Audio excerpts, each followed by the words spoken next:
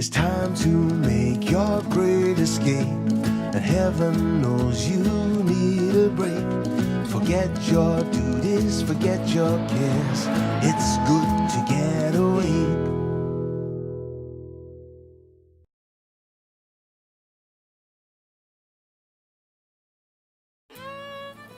Welcome to Augusta Outdoors. Today we're traveling down to Emmanuel County, Georgia. We're going to be meeting with a very interesting gentleman named Donny Collins. And he is a flint knapper and a bow hunter. And he will be telling us a little bit about the art of making stone tools and weapons, and telling us about some of the deer that he's hunted and killed with weapons he's made from stone and wood. And we will see you there. You are, in different ways, a collector, a hunter, and an artisan in making these things, but how did you get started wanting to make stone artifacts? And I understand you also make your own bows and hunt with the arrowheads you make out of stone. How did all that come about? Well, typically when I was a kid, just like most folks, they pick up an arrowhead or a piece of an arrowhead and you're just amazed at it. You know, it's something very old and it's something very hard, and it didn't take you long to realize this is hard stuff. All this just about is quartz. Everything found in Georgia is a form of quartz, whether it's called chert, flint. But anyway, it was tough stuff, and I would pick it up, and like a typical boy would be, after a while I struck it with something. And when I got anything to happen, it was always negative. It was very uncontrollable. I could not figure out what was going on and how they could make it.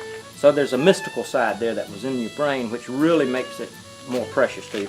But I had this desire, being raised up to be a hunter, I had this desire to do it the old way, and I would love, and as a kid I had this dream that I would kill a deer one day with a piece of flint that I made into an arrowhead, and the arrow and the bow made just like the Indians did it.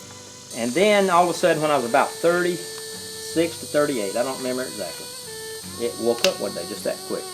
And I always think it was one of those God-given things. It's time to do it. You started making some arrowheads. So I got started, and it took me 3 basic years to get the bow, to get the arrow, and get the arrowhead. And by far, the hardest part was the arrowhead. The next hardest part was the bow. The arrow was tricky, but not so hard. Going into the shop here, this is where I kind of lay everything and store everything. This is some of the points I made. These are some of the bows I made. The quivers, of course, and some of the arrows. And these are bows that you hunt with? These are my hunting weapons of choice. I choose to do this. I like my bows about 60 inches, which is still pretty tall compared to me. It's up about my chin. See, anything longer than that starts being a little more work. The taller you are and the longer you draw the arrow, the longer the bow has to be. So that's part of it. But you know, here, take one of them and you feel the strength of it. It's light as a feather. It's light. It's still a heavy wood though. It's amazing. But you feel it's not light when you put it in the draw. That's a 65-pound bow. You can pull it at 24 inches. It's kind of neat. One thing that this does, and you got to understand. It made me a kid again in my heart. In other words, that childhood dream woke up. It woke up the child along with it. And so it didn't matter whether. Right now I'm 59 and I'm having the most fun when it comes to this. I don't have to have a modern bow. I don't have to order something from somebody else. Nobody can buy me a Christmas present anymore, hardly, except clothes or something in that line, because I make everything. How long did it take you to get a bow that you were comfortable with, master the work with the arrowheads, where you could actually get in a deer stand and go hunting with, and I'm guessing you're out in the woods hunting with 5,000-year-old technology, right? And I guess all your buddies are using trail cams and, oh, yeah. and some high-end, deer rifles. Yeah, they would keep saying, "Why don't you get you a real bow?"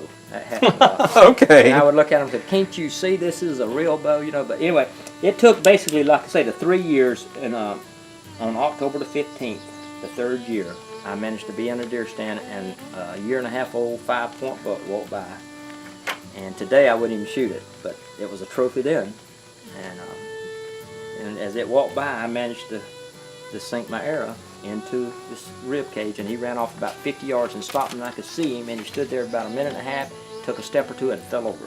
And I jumped out of the stand, literally jumped out of the stand and ran over there to it. That was how excited. And I can remember I had worked so hard to get that. Now this is important to me. It may not ever be important to nobody else.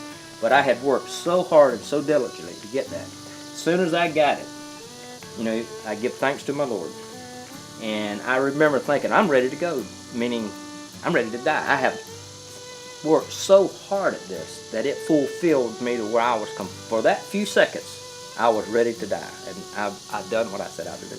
I hope you enjoyed today's show, and if you liked what you saw, be sure to check us out on YouTube and subscribe if you'd like to be advised when new videos come out, and also please check us out on AugustaChronicle.com.